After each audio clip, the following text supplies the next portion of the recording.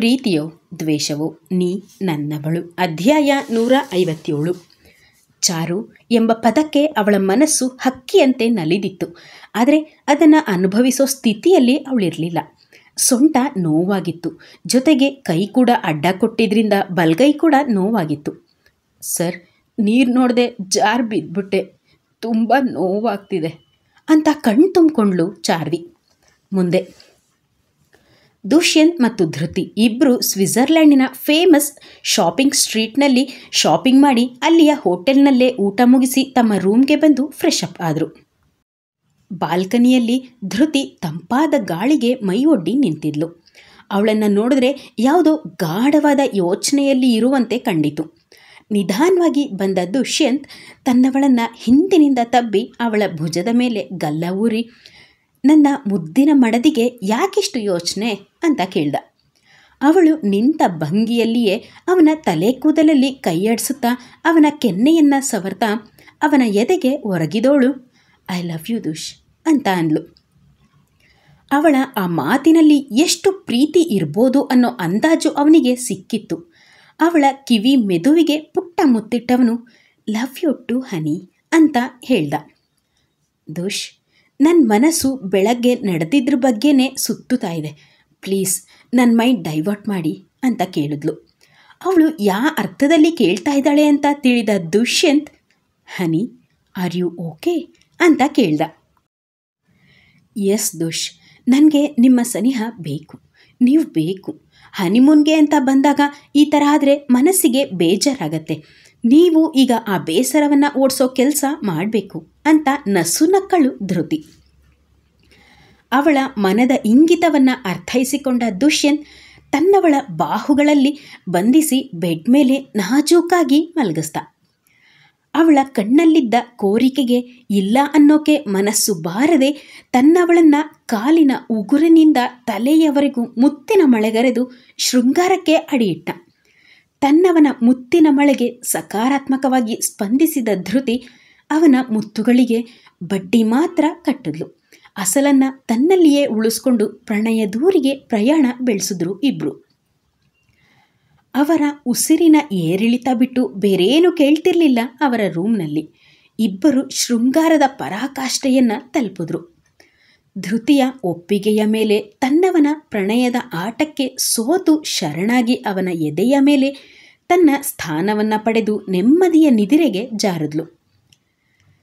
ತನ್ನವಳನ್ನು ನಲುಗಿಸಿದವನು ಅವಳ ನೆತ್ತಿಗೆ ಮುತ್ತಿಟ್ಟು, ನಿನ್ನನ್ನು ಯಾರಾದರೂ ಮುಟ್ಟಬೇಕು ಅಂದರೆ ನನ್ನನ್ನು ದಾಟಿ ಬರಬೇಕು ಧೃತಿ ಅಂತ ಅವಳನ್ನು ತಬ್ಬಿ ನಿದಿರೆಗೆ ಜಾರ್ದ. ಕಣ್ಣಲ್ಲಿ ನೀರು ತುಂಬಿಕೊಂಡು, ತುಂಬ ನೋವಾಗ್ತಿದೆ ಸರ್ ಅಂತ ಕಣ್ಣಲ್ಲಿ ನೀರು ತುಂಬಿಕೊಂಡು ಹೇಳಿದ್ಲು.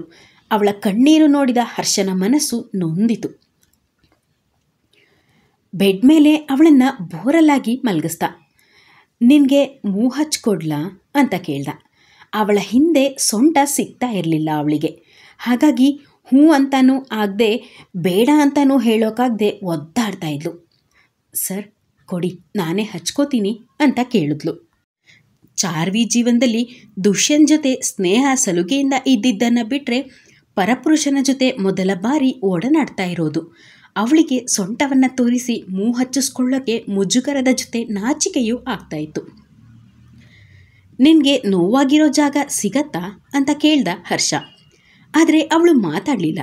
ಈ ರೀತಿಯೆಲ್ಲ ಅಡ್ವಾಂಟೇಜ್ ತಗೊಳ್ಳಲ್ಲ ಕಣ್ರಿ ನಾನು ಅಂತ ಹೇಳಿದ್ದಕ್ಕೆ ಅವಳು ಸ್ವಲ್ಪ ಧೈರ್ಯ ತಂದ್ಕೊಂಡು, ಸರಿ ಹಚ್ಚಿ ಸರ್ ಅಂತ ಅಂದ್ಲು.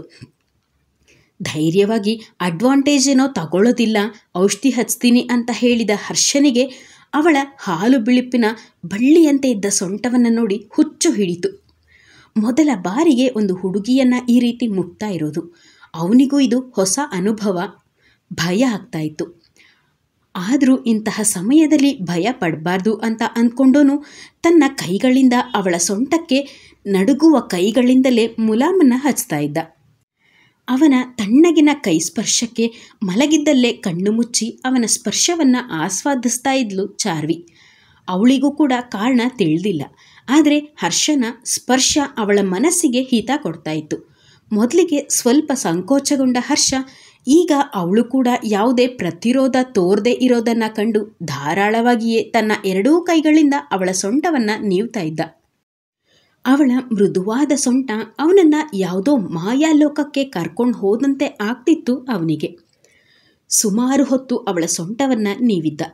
ಈಗ ಸ್ವಲ್ಪ ಪರವಾಗಿಲ್ಲ ಅನ್ನುವಂತೆ ಅವಳ ಸೊಂಟ ನೋವು ಕಡಿಮೆ ಆಗಿದ್ದರಿಂದ ನಿಧಾನವಾಗಿ ತಿರುಗಿದ್ಲು.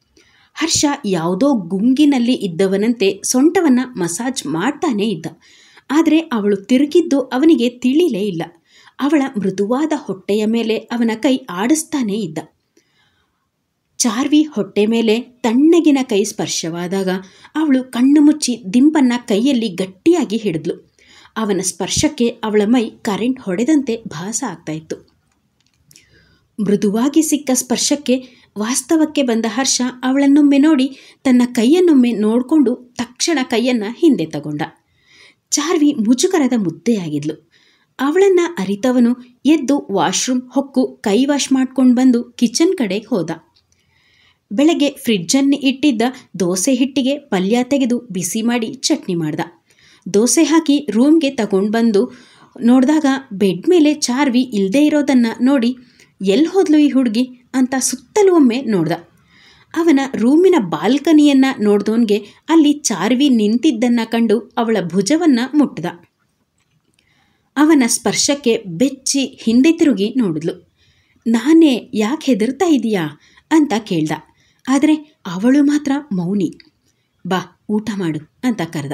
ಅವನ ಹಿಂದೆಯೇ ಹೋದ್ಲು ಚಾರ್ವಿ. ಬೆಡ್ ಮೇಲೆ ಕೂತೋಳು ತಟ್ಟೆ ಪಡೆದು ತಿನ್ನೋಕೆ ದೋಸೆಗೆ ಕೈ ಹಾಕಿದ್ಲು. ಆದರೆ ದೋಸೆ ಕೂಡ ಮುರಿಯೋಕೆ ಆಗಲಿಲ್ಲ ಅವಳಿಂದ. ಅಂತ ಕೈಯನ್ನು ಹಿಂದೆ ತಗೊಂಡ್ಲು. ಅವಳ ಮುಂಗೈ ಸ್ವಲ್ಪ ಊದಿದ್ದನ್ನು ಕಂಡ ಹರ್ಷ ಅವಳಿಂದ ತಟ್ಟೆ ಪಡೆದು ಅವನೇ ದೋಸೆ ಮುರಿದು ತುತ್ತು ಮಾಡಿ ತಿನ್ನಿಸ್ದ. ಅವಳು ಕೂಡ ಹರ್ಷನನ್ನೇ ನೋಡುತ್ತಾ ಬಾಯಿ ತೆಗೆದ್ಲು. ಅವಳ ಅರಿವಿಗೆ ಬಾರದೆ ಅವಳ ಕಣ್ಣಿಂದ ನೀರು ಜಾರಿ ಕೆನ್ನೆ ಮೇಲೆ ಬಿತ್ತು. ಕಾರಣ ಕೇಳದೆ ಅವಳ ಕಣ್ಣೀರನ್ನು ಒರೆಸಿ ದೋಸೆ ತಿನ್ನಿಸಿ ಮುಗಿಸ್ದ ಹರ್ಷ. ಹಾಗಾದರೆ ಚಾರ್ವಿ ಅತ್ತಿದ್ದಾದರೂ ಯಾಕೆ? ನಿರೀಕ್ಷಿಸಿ ಮುಂದಿನ ಸಂಚಿಕೆಯಲ್ಲಿ. ಧನ್ಯವಾದಗಳು.